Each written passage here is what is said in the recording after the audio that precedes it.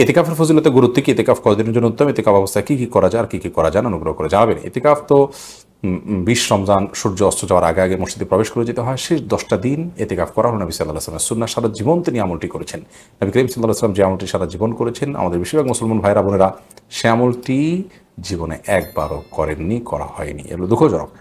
ইতিকাফ এত গুরুত্বপূর্ণ যে নবী সাল্লাল্লাহু আলাইহি ওয়াসাল্লাম রমজান রোজা ফরজ হওয়ার পর থেকে মৃত্যু পর্যন্ত কোনো বছর ইতিকাফ না করে থাকেননি। এক বছর ইতিকাফ করে তিনি ভেঙে ফেলতে হয়েছে, পরবর্তী বছরটাকে তিনি ডাবল রেখে অর্থাৎ 20 দিন ইতিকাফ করেছেন। রমজানের শেষ 10 দিন পুরোটা মসজিদে এসে ইতিকাফ করা, অবস্থান করা একটা গুরুত্বপূর্ণ একটি সুন্নাহ এবং সওয়াবের কাজ। ইতিকাফরত অবস্থায় আপনি ইবাদতবন্দি করবেন, জিকির আজকার করবেন, কোরআন তেলাওয়াত করবেন, নফল সালাত পড়বেন, স্বাভাবিক সেখানে ঘুম খাওয়া দাওয়া এগুলো করতে পারেন। খাওয়া দাওয়া বাসা থেকে এনে নিতে এর মতো মানুষ না থাকলে আপনি নিজে খেয়েও আসতে পারবেন, তবে কারোর সাথে কথা বলবেন না, অন্য অযথা সময় নষ্ট করবেন না, এ হলো আপনার মূল কাজ। শেষ দশকের করণীয় সম্পর্কে বিস্তারিত জানতে চাই। শেষ দশকের দিনগুলোতে এবং রাতগুলোতে সবচেয়ে বেশি ইবাদতের জন্য সাধনা করতে হবে, প্রধান করণীয়। রাত জেগে থাকতে হবে, নবী সাল্লাল্লাহু আলাইহি ওয়াসাল্লাম এই দশকে রাত জেগে থাকতেন।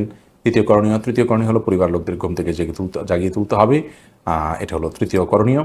এবং চতুর্থ করণীয় হলো এই দশকের বেজোড় রাতগুলোতে স্পেশালি একটু বেশি বাজ করার চেষ্টা করতে হবে, লাইলাতুল কদর হতে পারে সেই সম্ভাবনা থেকে।